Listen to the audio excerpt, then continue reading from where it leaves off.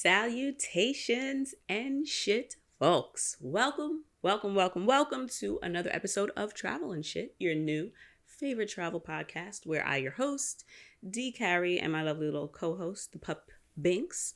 If you're watching on the YouTubes, her cuteness is unmatched. But I, your host, D. Carrie, have a conversation about how travel is so much more than vacation. And this week, I would like to start off by saying hello to one of my top listeners, Raven. The good sis has been listening for quite some time and to quite a few of the episodes. So, good sis, appreciate you. Thank you very much for your support. And thank you to all of you guys for all of your support for listening to Travel and Shit. And if you're new, welcome to the fam.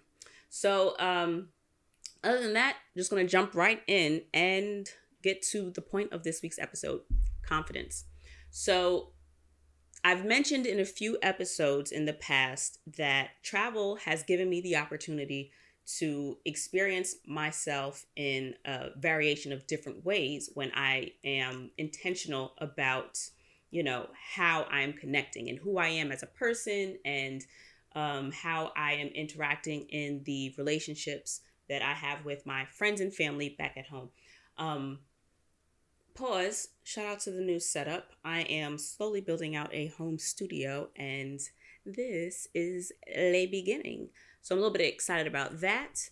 If you would like to see what that looks like, head over to the YouTube and watch this episode. You can get to the YouTube by just going to travelandshippodcast.com and go to episodes. You'll get a direct link to the episode itself or to the episode itself on YouTube. It's easy to find there because otherwise you wouldn't be hearing this message if you couldn't find a link to the episode already, right? Good point, T. Anyway, confidence. If I am being intentional about how I am connecting with myself and my experience of myself while I am traveling, I feel as if I kind of want to say it's like a life cheat code, if you will. It's like a hack to a different level of self-awareness. And it's a tool that I use for my own personal growth that I have for quite some time been advocating for you guys to try as well. And I have a very special treat coming up. I've got a course that I've been creating with a host of really, really dynamic Black women in different mediums of wellness. And the course is designed to give you a guide, if you will. It's us holding your hand and helping you as a traveler connect with yourself in a different way for a week. And it's perfect for while you're traveling. These are really small ways and impactful ways that you can use different modalities of wellness to help you be in touch with how you are experiencing yourself while you're abroad. You don't need to bring anything extra. It's right here for you. So definitely be sure to sign up for the mailing list. There's a link to that on travelandshippodcast.com so that you can get your free copy when that is available. That being said, this week, I will be talking to you all, you good peoples, about how I personally feel some of the different trips that I have been on have helped me develop my own confidence. And by confidence, I don't necessarily mean, confidence can really show itself in a lot of different ways, right? There is confidence in your job, confidence in a, topic of discussion, confidence in relationships. There's confidence in yourself, in your appearance, self-esteem, and, all those different variations of types of confidence, right? So there's tons of different ways with which you can develop your confidence. It's just a matter of what type of confidence you want to build, right? And I feel that if you're having difficulty with confidence, that's a good place to start.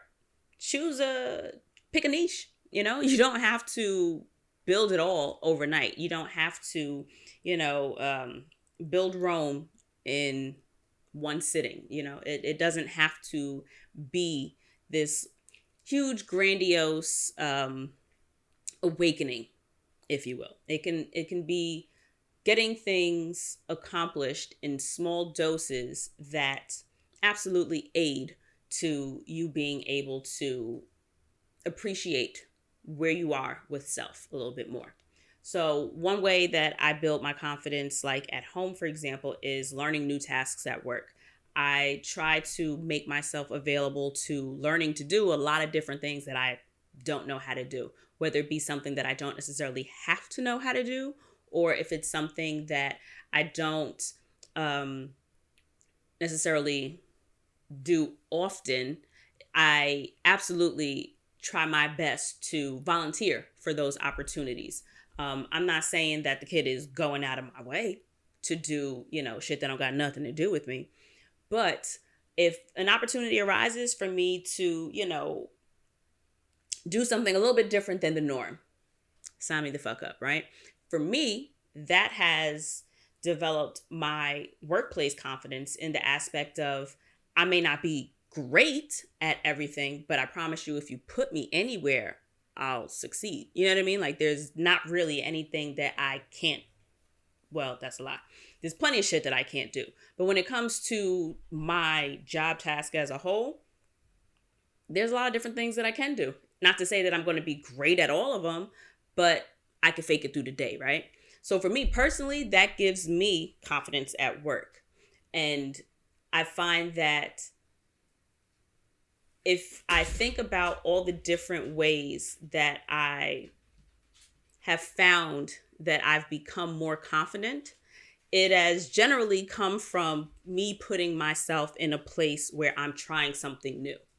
And I think what that in particular does is give me the opportunity to trust myself a little bit more.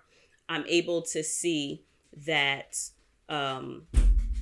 because I guess you could say I didn't die, or because I was successful, or any chance you get to possibly get something right, I think is a really great opportunity for you to build your confidence. And in the way that I see how I do it at home and the way that I see I do it abroad, it starts to make sense. So I know that I guess you can say I've got a learning style or a personal development style.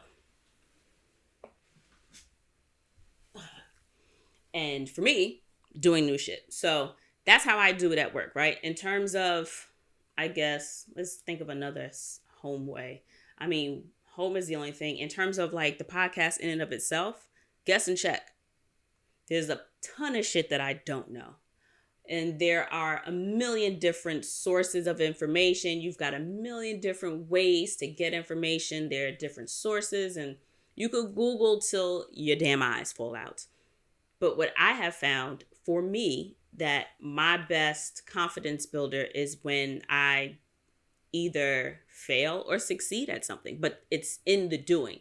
It's me actively taking a step, and even if I'm not as successful as I may have intended to be at the task, me getting it done, or me getting to a point where I can say, okay, well, I know it doesn't work.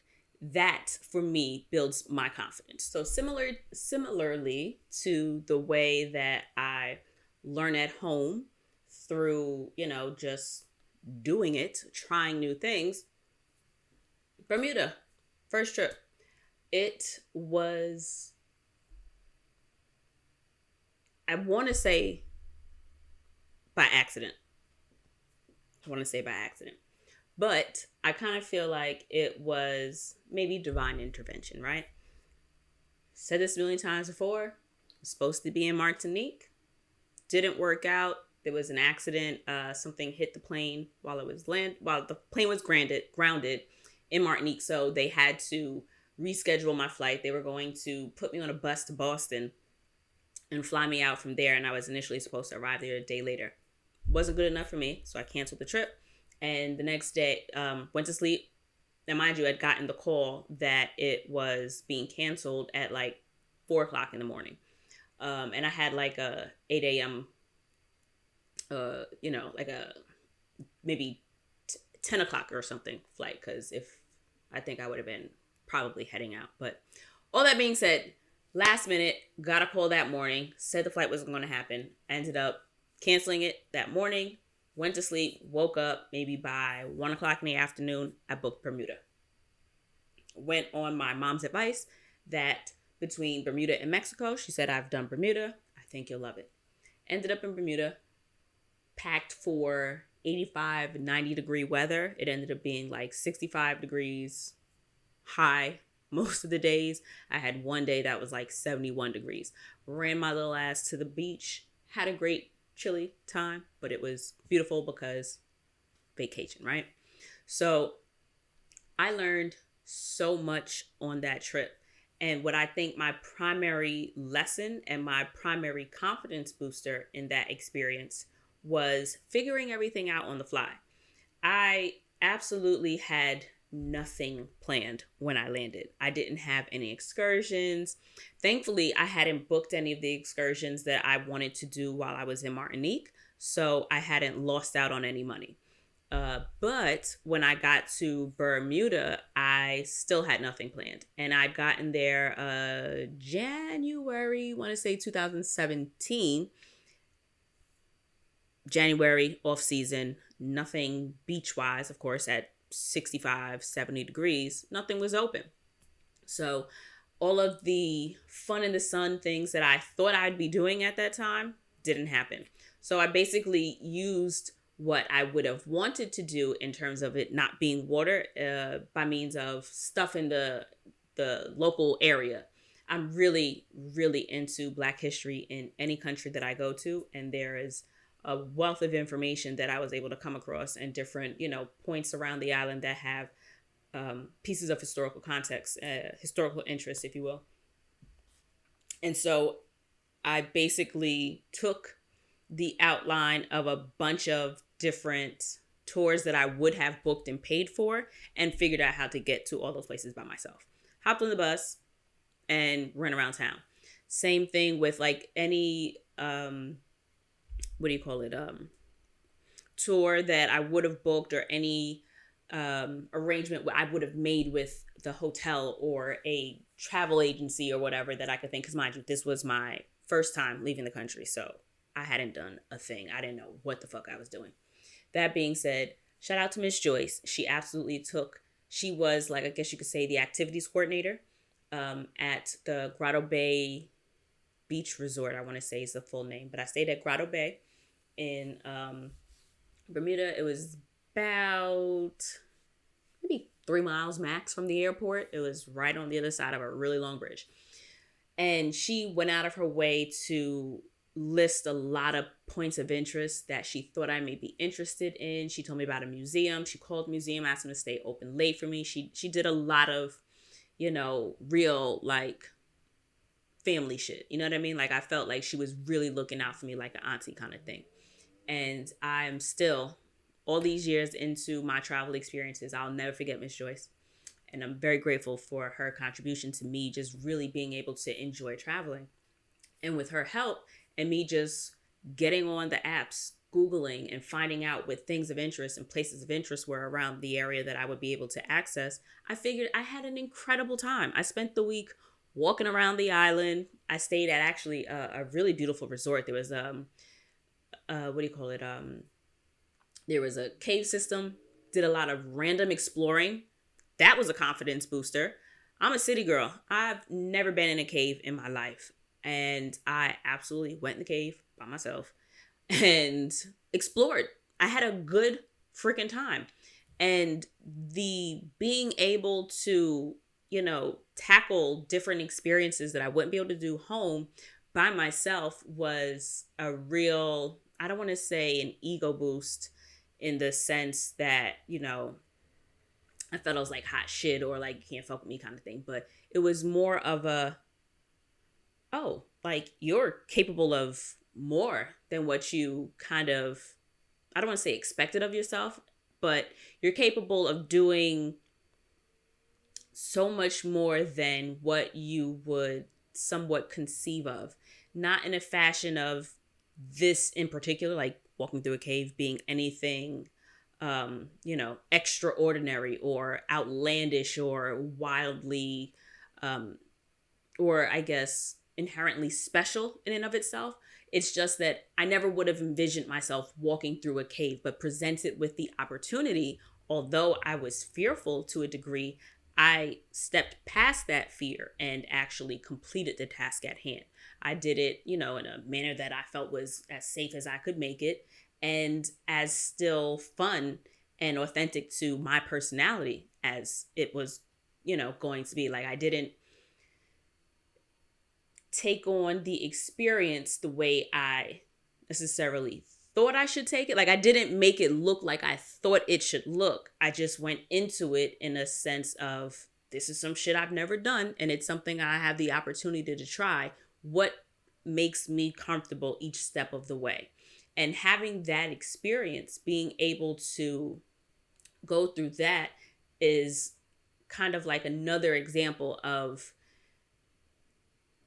I guess, finding the joy in the journey, like being able to acknowledge the growth in the process, and it not necessarily just being on the other side of accomplishing the goal, right? Or on the other side of achievement. It's not in the acquisition of anything. It's not necessarily in the completion, but it was like, oh, like, so the juice is actually me having the guts to actually do the shit. And it's me actually being in the midst of the fear and doing the thing, right? That in that experience, it was one of those, oh shit, like, enjoy the process. It's not always about the end, right? Because at the end, you're out. It's good. You want to make it out, right? Like, you want that to be part of your end story. But I say all that to say that that was one of the first travel experiences that I can absolutely say was a confidence booster in that specific, I guess, instance of confidence, or that experience of confidence. And just the figuring everything out kind of last minute and not allowing an entirely new plan at the very last minute derail everything. So there was nothing planned about this. I showed up and went with it. It was and this was my first time leaving the country. It was just a total show up without a plan. So I think it was episode 3 or episode 6. I had my friend Terry O. Shout out to Terry. I was saying that I wanted to try that traveling like Terry, where you just kind of show up and have no itinerary. And I have done it already. I tried to do it again in London. That's also, I guess that would be like an honorable mention. It's not on my list here, but London would be an honorable mention in a weird way of confidence builder. But okay, so I didn't realize that I had been I'd had the spontaneous travel experience. So I guess I'll have to backtrack on that desire to do something new in that fashion, but it is what it is. Let's see. Next one. Costa Rica. That was a fun confidence booster. Not exactly fun. That was probably one of the scarier instances. And it's only scarier because I'm very non-confrontational. I'm really a kind of, all right, I guess that's what it's going to be then, right? Okay, cool. I'll kind of go with the flow and don't really like to fight the system, if you will. I am absolutely more protective of other people, if especially this is somebody that I care about. Whether they be a friend or a family member, I will pounce. But you could kind of just, I don't know what that is. I don't know. I'm working on finding a therapist. We'll get there. But for now, I don't know why. Not in the sense that I feel as if I would leave myself unprotected, but I feel as if sometimes I will protect or advocate for others before I do so for myself. But when I went to Costa Rica, that was the first time I'd experienced having to vocally have to advocate for myself when somebody tried to get over on me. So when I arrived, the room that they gave me was not what I paid for. I paid for a suite with a balcony, right? That's what was advertised on the, I want to say I probably booked with Expedia. And the pictures looked one way. When I got there, they put me on a first floor room in the parking lot, basically. Like, as soon as I walked out the door, I was in the parking lot. And I went inside, and the room itself was nice. But, it was a suite in the sense it had I think it had a kitchen in it, or was this the one I don't know. There was something that this room had that the one I ended up getting didn't have. And I feel like the room that I did have a kitchen. But long of the short, I got in the room and I was like, this wasn't what I paid for. And I was wildly nervous the whole time through because I had no idea what this guy's response would be, right? I didn't know if there was, a different cultural norm of are women viewed a certain way here? I know in a bunch of countries and a lot of, different cultures, I don't want to say women are exactly second-class citizens, but women aren't exactly perceived to be, at least my experience from the outside looking in, let me say that, women aren't always seen as, I guess, primary decision makers in certain instances. And so I didn't know what the fuck I was walking into. I'm in a whole different country. I got nobody on my team and I'm just hoping for the best here. And I told them, this isn't going to work. This isn't where I'm going to stay. And then also, I didn't know if this person would try to retaliate against me. I don't know. So now are you going to creep into my room when I'm not here? Are you going to have, housekeeping go through my shit? Like, I don't, you know what I mean? So it's just one of those situations where I wasn't sure if I should say anything because I didn't know what would come of it. But I spoke up and I said that this isn't what I paid for. I booked a suite and I needed to have a balcony. And that's another thing that I'll suggest. Know what your non-negotiables are in terms of your bookings so that if they are not met, you can have I guess you could say an easier transition or an easier time making decisions. I'm also very fucking indecisive. It takes me forever to make a decision. But I knew that a balcony, a view after my experience in Bermuda, non-negotiable. If you have one, that's where you're putting me, right? So I told the gentleman, this isn't going to work. And he tried to at first be like, yeah, well, we don't have. I said, I'll show you my booking. And here we stand in this room. These two are not the same. We're going to have to do something. And took me upstairs. Mind you, the whole time he's very nice. Went upstairs and it still wasn't exactly what I was expecting. I was expecting a private balcony. And this was more of a shared balcony. It was one of those, the hallway is outside. But they had a really nice setup so that it was, covered top. They were really nice. It was actually a very nice balcony. And every unit had furniture outside. So you had like 2 chairs, like really comfortable, like wicker chairs with cushions and a table. And they absolutely would serve you your breakfast outside. So it was not what I perceived, but what I paid for. So that experience, and then, like that, having that little going back and forth and having to speak up when I was absolutely nervous to, another confidence booster. It is a very tangible, concrete experience that I can pull back on that says you can speak up for yourself and you can advocate for yourself and get what it is that you want. Simple, right? But sometimes when you don't have those examples of personal experience to pull from, you can fall into that space of, well, they're not going to say yes to me for whatever reason you tell yourself, or they're not going to agree to do X, Y, and Z because it's me. But what can also happen is they do give you what you want. They do say yes, but you're not going to know until you fucking say something, right? And I'm so glad that I absolutely spoke up for myself, because now I know that I can speak up for myself and I can get what it is that I am asking for or what I am demanding, because I can. Because I've had it happen before. And for me, I only need that one good time. That's it. And I was able to do that without it having happened before. So if I'm presented with another opportunity that feels a little bit different than that experience that I had, I've already been through an experience where I was, a little apprehensive to do it, and it came out with a good resolution. So I got the one in my pocket. The card is there. I'm going to pull that card, and I now am not as hesitant to speak up in some situations. I haven't had that situation come up again.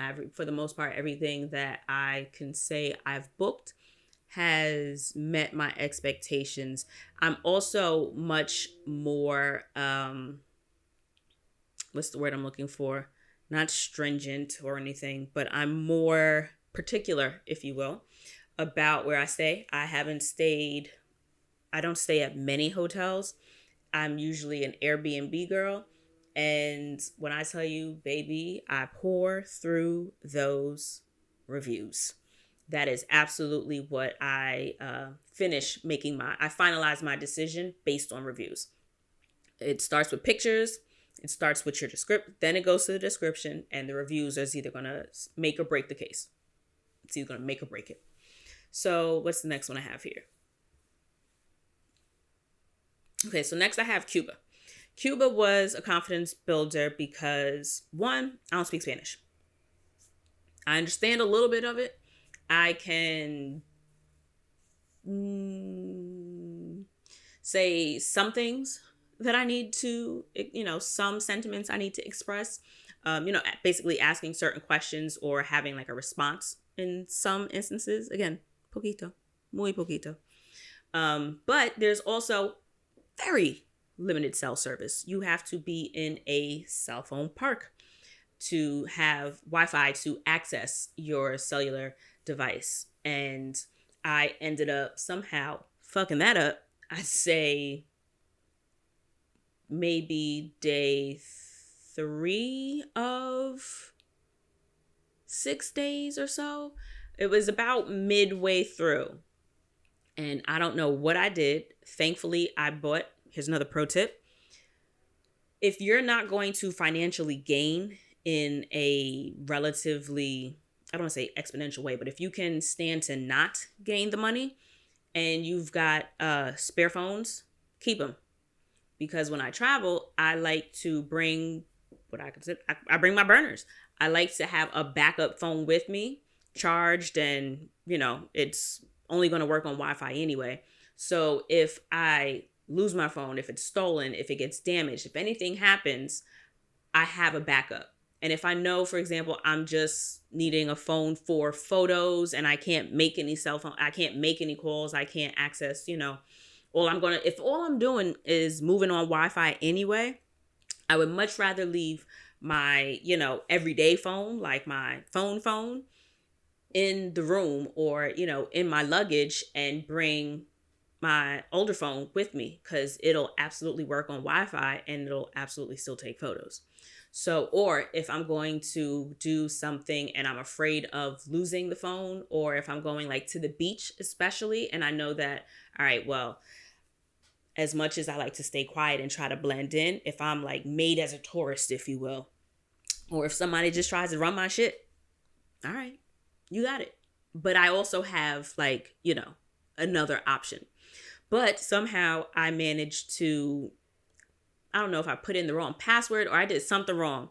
And so for, I want to say the last couple of days, maybe 3 days of the trip, I was only able to get onto Wi-Fi, I think maybe once or twice again. Don't know what I did, but it was one of those, I just was able to check in. Hey, Ma, I'm alive. I'm good. And you realize that although while you're home, you live with your phone to your hip, you have it for all the resources. You have all the answers at your fingertips. All the answers are at your disposal. I didn't have that. I was able to just figure shit out. You are able to just work with writing. It look kind of like old school, right? If you know that you need to get to a certain location, write it down on paper, or you make sure that it's accessible in your notepad. You take a ton of screenshots. You do everything that you need to do while you're in Wi-Fi, and then you like on Deus, go with God, and you just go about your day. You don't have to stay attached to your phone.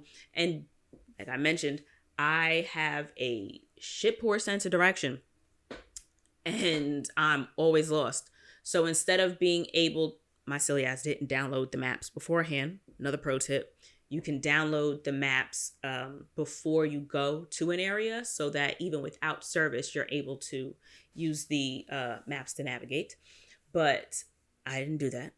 And so I had to ask questions in broken Spanish and try to have people help me. Thankfully, I downloaded Spanish in Google Translate, so I was able to translate without Wi-Fi. But, some people that I was asking for help were hesitant to use the phone because they're like, there's no Wi-Fi. Don't bother me with the phone. What do you want me to do? So they're just like, And so if no one is trying to read what it is you're saying in English, in Spanish, and if you're having a hard time making sure you're understanding all of it, you got to think on the fly. You retain what you can, you type it in, look it up, and figure it out. And guess what? I am here right now, so that means I found my way back to the airport at least. Yeah, so that taught me that even different language, you can figure it out. When a lot of the times you don't know that you can do something because you haven't done it, and you might doubt that you'd be able, I don't say you doubt that you'd be able to do it. It just doesn't cross your mind as something that, well, why would I need to know how to do that, right? But it's like, boom, here's a new skill set. You can figure out where you're going in almost any fucking where. So that was another confidence booster because let me tell you, I feel like I was lost for about maybe an hour or two. Y'all, I was walking in circles. And half of those circles were aided. I was being guided. I was asking a bunch of different people for help. But because I was only understanding half of what they were saying, it was only halfway useful. So yeah, I was making a bunch of, it was a time. But I made it out. And it was, in turn, a confidence booster. Because also, it wasn't just that one experience. You also learn to somewhat trust that inner gut also. While I was, say, navigating in, it wasn't old Havana. It was I guess you could say, on the outskirts, if this is old Havana here, it's the space outside old Havana. It was a little more commercial, if you will. And as opposed to nostalgic, it had more shops and parks and cafes and restaurants. Anyway, I was thankfully put in a cab by one of the tour guides that I'd been with earlier. But I think I got out to do something, or no, it came to trying to pay for the taxi ride. And in my gut, I knew homie was not giving me back the right change, or I felt like he wasn't giving me back the right change. But it was one of those situations where it's just but did you get where you need to go? Are you hurting for anything? You got it, right? You're good. Are you broke? Cool. And it was another instance where, was that Cuba? Yeah, that was Cuba. I had one taxi driver who kept trying to push up on me, and it was just that whole, you have a boyfriend thing. And I'm just bro, I'm good. Thank you. And he kept trying to touch my leg, and I'm just bro, I'm good. Absolutely had him drop me off 3 blocks away from where I was staying. Let's not get ridiculous while we out there, ladies. And the brothers out there, because I'm certain they will victimize y'all too, if that's their thing, right? But that being said, little things nobody needs to know where you're staying. So you can absolutely drop me off. If somebody makes you uncomfortable, don't let them drop you off in front of your house.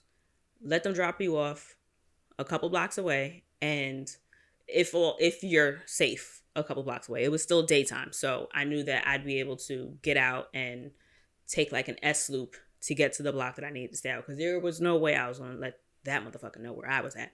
That being said, I learned in a few different scenarios what the right move for me in that scenario was going to be. And those were instances where you, in hindsight, could see, okay, well, if I had responded this way, this could have happened. Or if I responded that way, okay, this may have been much easier, or this could have been so much more difficult. Lots of different ways that you can kind of look at it. But all that being said, for me in that experience of Cuba, I feel as if I can look back on some of those instances and see how I was able, or I can see where my intuition like awakened itself, if you will. I can still remember quite viscerally the feelings that I felt in those two instances, like the confusion about the currency exchange and like the cash in the money exchange in the taxi, and then taxis, and then the asshole driver that I had before. So yeah, those were confidence boosters in the sense that, one, you can absolutely be lost and figure it out, in terms of when I was walking in circles. And two, even in your interactions with people that you may not understand completely in terms of communicate, like conversation, you can still understand what you're trying to communicate to yourself, if that makes sense, right? Listening to your intuition, trusting your responses to external stimuli, trusting that you'll be able to make the right decisions to keep yourself safe. So that was a trip that was quite confidence boosting in that sense. And I would say, to wrap it up, Rome. Rome was quite the confidence booster, because I want to say that was probably one of the first destinations that I went to where I took a bus in Bermuda, but Bermuda was much easier to navigate on the bus. Rome, not so much. Shit's in English in Bermuda. Rome, it's not. So I don't speak Italian at all. And I don't speak Spanish fluently enough for the certain similarities in Italian and Spanish to really be beneficial for me.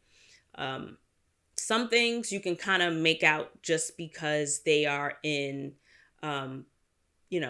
other context clues, like name over a door is obviously going to be, exit. And you see the word exit in whatever language is most prevalently spoken in an area when you get to the airport. So that's another way to figure it out. Like if you're in the airport and you don't speak the language that you're in, you can either look at whatever characters or symbols are used. And if you got a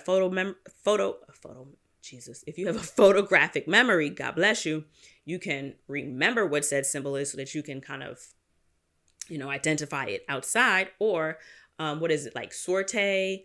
I think I don't know what language it's in, but I know it's a SARTIE or O or something of the fashion. I know it when I see it is what I'm trying to express to you. That being said, that was one of the first times that I hate the bus. I don't take the bus in New York. I will ride your train all day. I'd much rather drive, but I do not like the bus because I can't see the street signs, and you're flying by the street signs and I don't know where the stop is in relation to the street sign that I have to go to. So if I know I have to go to Smith Street, but I don't know where on this route Smith Street is, and you're telling me Smith Street isn't even spelled, I can't even read what Smith Street says in whatever language I'm in.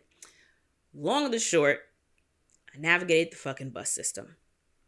Got off, and another one of those things where I was saying, I want to say it was Trastevere.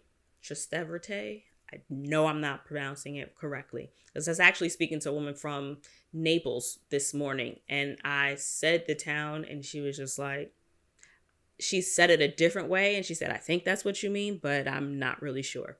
So I know I'm saying the shit wrong. But there's a shit ton of cobblestone, and having a carry-on suitcase, very difficult to navigate. So not only are you looking down at me, not only am I looking down at my phone trying to navigate with the map what direction to go to get to the Airbnb, I'm making mad noise. So as much as I like to be as inconspicuous as possible, that was not an option, because I've got a backpack, phone I'm looking for directions, and this dragging of the suitcase over the cobblestones. So it made me so wildly uncomfortable. But it was one of those situations where you got to fight through it, right? You're not going to leave your bag someplace and then figure out where you're going and then come back and get, like, you know what I mean? It's just like, what are your options? Do it. That's what the option is. So it's getting through uncomfortable situations. It's trying to maybe make eye contact with someone on the bus that looks like they want to help, and asking them, where is this? Like, do you speak English? Or having to Google how to say where or when in the language that is spoken in the area that you're in. And then trying to see if and you say like you find ways to communicate with people, but it's that speaking up, right? If you're, I don't mind speaking to other tourists, and I don't mind speaking to locals in small doses. But although I am a Leo, I absolutely hate being the center of attention. I do not like to stand out. I would much rather just kind of be around the peripheral. I'm more of a people watcher. So, looking lost is something that I absolutely avoid. I don't know if it's to my detriment. Thankfully, it's not been to my detriment, but I absolutely avoid all semblance of looking like I don't belong, just because I don't ever want to look like someone can, easily target me and, kind of play on me not knowing where I'm going. So that being said, I figured it out. I made it through the very uncomfortable experience of trying to navigate where I'm going loudly. And once I dropped everything off, settled in, got the lay of the land and mapped out and planned what I wanted to do with my days, I did miles and miles of walking. And, I may be slim, I may be a little small, but don't let that let you think that I'm too much in shape. I was really, really proud of the amount of walking that I was able to accomplish. It's like you kind of push yourself to your, physical limits. And it wasn't like, any kind of wild, adventure hike or anything like that. Bali was shit. I should add that to the list as a confidence booster, because what is it? Mount Bantor. We hiked up Mount Bantor. It was was it a midnight hike? No, I think they picked me up at midnight. We did we were at the top of the mountain to catch the sunrise. Absolutely beautiful, except that it was very cloudy, so you didn't get to see like the possibly picturesque sunrise that you may expect in your mind. But I will say that all the clouds kind of kept the sun from like blinding us. Like we were able to at least look into the sun because there were so many clouds. That being said, back to Rome. I did tons of walking, tons of walking, and it rained quite a bit off and on. And oddly enough, while I'm traveling, I do not mind being out in the rain, because I always try to travel with sneakers that can get wet. I have a trusty pair of gold rubber Chucks that I think go with everything. Fight me. I will wear them with just about anything. and don't know where they are. I think they Palladium. I have a really nice pair of Palladium boots that are pretty much water resistant. They don't, I won't say that they're waterproof, but I'd say they're probably weatherproof, if you will. I wore those in Norway. My feet were cold as fuck when I did the Northern Lights, but that's because I only had one pair of socks on. Rookie move there on my part. But I try to absolutely travel with shoes that I know are conducive to what I intend to do when I arrive at a destination. So, pro tip, if you know you want to walk a lot, don't wear the cute sandals that you look good in, but aren't exactly made for you getting from a point A and point B that are a very long distance apart from each other. But I had the right shoes. I always travel with an umbrella that I can fit in my pocketbook or whatever bag that it is I'm carrying. So I stay ready. And I feel as if being out and about in the rain kind of allows me to connect to an area a little bit differently for some reason. I feel as if it's more of I think that sometimes when you're on vacation, you let the rain dictate what it is you're doing. I know that you're not going to do water sports, right?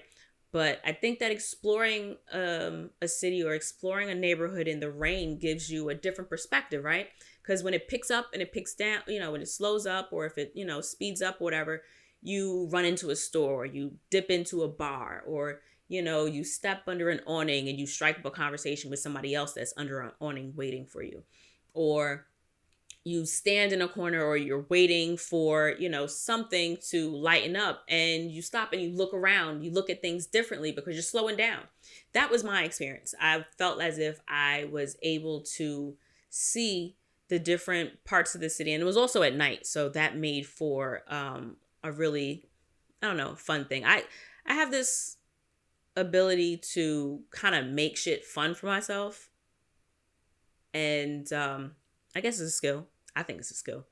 I enjoy said skill. And I use it whenever necessary. And in this instance, I think it fit. And it made for an opportunity for me to understand from experience, because it's one thing to understand that you're capable, because you kind of have a good gauge of what your own, sensibilities and capabilities are for the most part in a lot of different instances, right?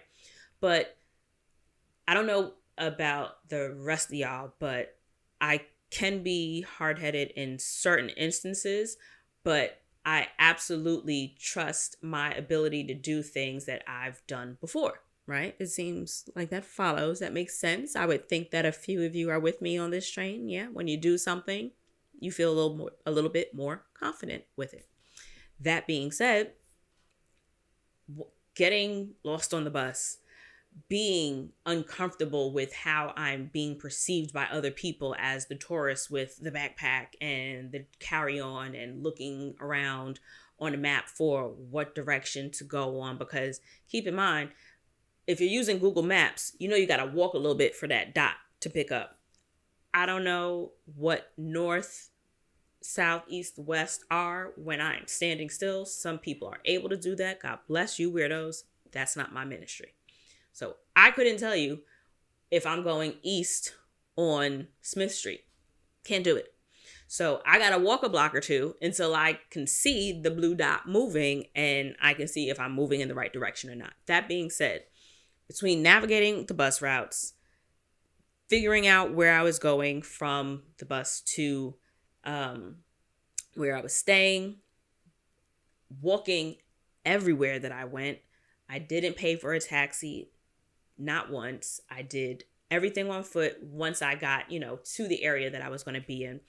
And just really pushing through the rain, pushing through, less than the greatest weather, really kind of made me feel like it was also, let me finish that thought. It really made me feel as if I were capable of existing in, I guess, a different location normally, if that makes sense. It made me feel as if I wasn't just on vacation.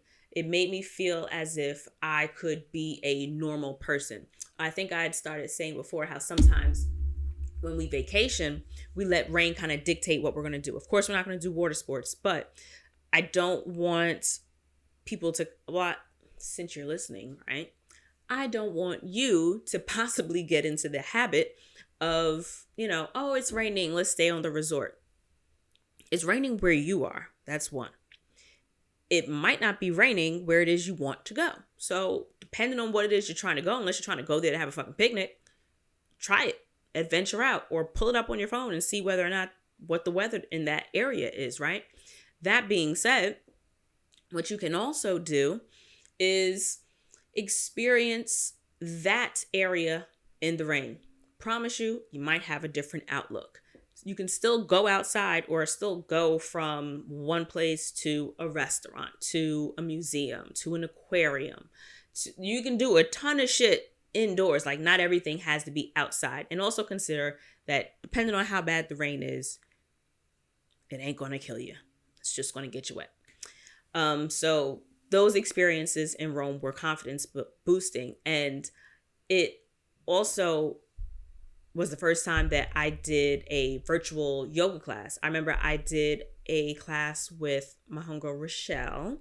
Shout out to Rooted up in, I believe you're in Albany, I think. I know she's upstate.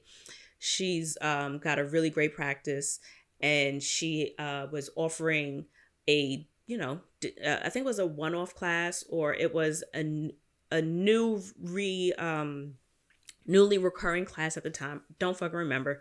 But it was the first time I'd taken a virtual yoga class. And that kind of added to me feeling as if, wow, this whole digital nomad thing, like doing regular things that I would do at home while I'm on vacation, it kind of gave me a sense of not necessarily being on vacation, but just traveling. And I know for some of you that won't make sense. And I know that for others, it will absolutely resonate. Shit is going to hit. I really think that Rome, now that I'm saying it out loud, was one of the first trips where I felt like I was traveling and not vacationing. Although I was going to a ton of different touristy spots, like I went to go see the Parthenon, I went to go see what is the Mouth of Truth or whatever that thing is, Vatican City, and all of that. I went to all the touristy things, but I walked and I explored, and I really felt like I tried to do as many regular things that I would do at home while I was there. And it kind of settled in for me, the thought that I could see a sense of normalcy while abroad. I can feel a sense of doing things that I would do at home while I'm vacationing. I mean, vacation turning more into just traveling, being someplace and not having to do the jet skiing, not having to do the tour guides, not having to do the, carefully curated and pieced together experiences that just show up, that just, well, let's look up something to do. What's interesting to me today? What am I feeling like? And doing it. That was absolutely what I took from that trip. So for me, Rome kind of, put that confidence in me that I could sustain and thrive in a different, outside of New York. And I mean, I'd had the feeling before, but this was probably the furthest I'd been where I could probably say that the feeling kind of resonated. I wouldn't do it in Rome. I wouldn't want to live in Rome. I didn't enjoy it that much. It just felt kind of cold. I didn't have any connection with any other people at all. Like, I didn't, make any friends. Oh, Nico. I think his name is Nico. A friend of mine. What's up to Vinny? Vinny put me on to, I want to say, what is it called? Pink Elephant or something like that. I actually have one of the coasters because he gave me mad of the coasters. I have them all over the house. Coasters from the bar. My friend Vinny put me on to this bar that he'd been to, said shout out to the bartender, tell him I said hi. First night I went there, he wasn't there. Still had a drink, sat, talked to the bartender, was there for a little bit. Really nice guy. I was actually only like a 3-minute walk from the bar. So I went back a second night and he was there because I'd asked the bartender. And so I met the guy, bought me a drink.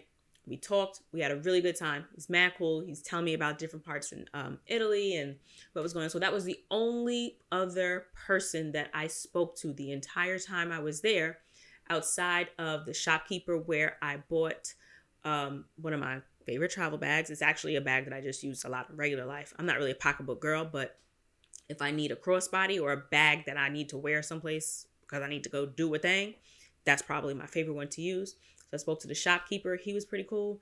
And I remember one of the pizza guys. He was a total tool, total fucking asshole. The guy was so fucking nasty. I hope he lives with perpetual paper cuts, at least for a week. Not the rest of his life. That'd be kind of harsh. Who else did I speak to? I think, a couple of Africans that were trying to sell shit on the street. That was it. Other than that, I didn't speak to not a single soul. Didn't talk to anyone. May have had to contact the host that was, that owned the house that I was staying in, the apartment that I rented. But yeah, I felt like Rome was pretty cold, but kind of aligns with my life in New York. I don't talk to people outside. We ain't got no reason to speak to each other. We're not just striking up a conversation. But I started mentioning London. London was the first place that I thought I showed up without no plan. Like I flew in, I had no hotel booked, I had no hostel booked, no Airbnb booked. Ended up having what I think was an anxiety attack in the airport. I'm sitting here just crying. Thankfully, my dad called. Did a really good job of calming me down. Shout out to you, Senor Padre, because usually you're trash at it. Love you. But you are not very good at calming me down when I'm already anxious. This time, though, you came through. Appreciate you. Always appreciate you and always love you. But this time in particular, you did a good job. That being said, it started out terrible. And after kind of pulling it together and settling in to the hostel, I spoke to one of my homegirls. Again, I've mentioned before. Shout out to Sharmila. She told me, you did not come this far to sit your ass on that hostel all night. Go outside. And I randomly linked the girl that was staying in the hostel with me. It was just like, oh, well, I can, ride with me. I'm going to the club. You should come with me. But then she saw that I had a flannel shirt, a flannel button up, and them Palladium hiking boots, and was just like, maybe not. But you can take the cab with me to the city. And so I did. And I walked around the city. Again, it started raining a little bit. Walked around at night. Had a really great time. Sometimes just going for a freaking walk someplace that you are totally clueless about. I just wandered around and I had a great fucking time. She dropped me off a couple miles away and I just walked back to the hostel. That was my trip. And I saw some of the shit that I came to see. I saw Big Ben. I saw the Big Red Eye. I saw Buckingham Palace from a real far, maybe like, maybe a mile or two away. I don't know. It looked mad far. But again, just because something starts out completely devoid of anything that you can see in the moment as being good, you're starting from the ground. The Drake started from the bottom, right? Even though a trip doesn't start the way that you want it to, or even though an experience doesn't start the way you want it, even though an interaction, a conversation doesn't start the way you want it to, there is room for improvement. And these different trips that I've just discussed, these different experiences that I've had, have all been different ways that I've personally grown my confidence in a few different ways. Like I said in the beginning, there are different areas of confidence, right? Like you've got your work confidence, you've got self-confidence, you've got, confidence in your relationship with different people that you have. These different trips. Ooh, I can't fucking forget Colombia. Colombia gave me the confidence in manifesting the perfect trip. It gave me the confidence to speak my trips into existence. I went into Colombia saying that I wanted to connect with other creatives. And I promise you, like every day I met somebody new, another creative. We collaborated on different things. I had an entire photo shoot with a professional photographer out the blue. I connected with I don't know if her name was Rosa Caribe or if that's just her Instagram name. Laura. Her name is Laura and her Instagram is Rosa Caribe. I met with her and her boyfriend, who's a photographer, and we did head wraps and had a really, really great conversation, just talking and eating. Like I really had a great time with Chris from Chris Roca from, I think it's Experience Real Cartagena. We had a really good time, and I met so many really, really dope girls just because I gave myself the permission to make friends. I absolutely said that I wanted to connect with incredible people abroad. This is a digital world. Welcome to the future. Thank you, Al Gore. This is such an incredible world that we live in where the internet and the world is now community. So there's no reason why you can't have friends and business partners and collaborators and, teammates from anywhere in the world. And I feel like that trip really, really gave me that confidence in my, I guess, I don't know why I want to say international creativity. No, it gave me the confidence in manifestation. It let me see that if I truly put intention behind something, if I really, focus and like, it's possible. You can absolutely manifest your ideas into your life. And that trip, that really solidified that for me. That absolutely built that level, that little niche of confidence for me. So I've had so many incredible experiences where I feel as if I've grown as a person because I've taken the time to stop and listen, to stop and check in and really be intentional with how I am experiencing myself at that time in that space. And I'm really excited about this course that's coming out, guys, and I really can't wait for you to see it. So I would love if you could sign up for the mailing list. You can do that at travelandshippodcast.com so that you can be notified when that intentional traveler,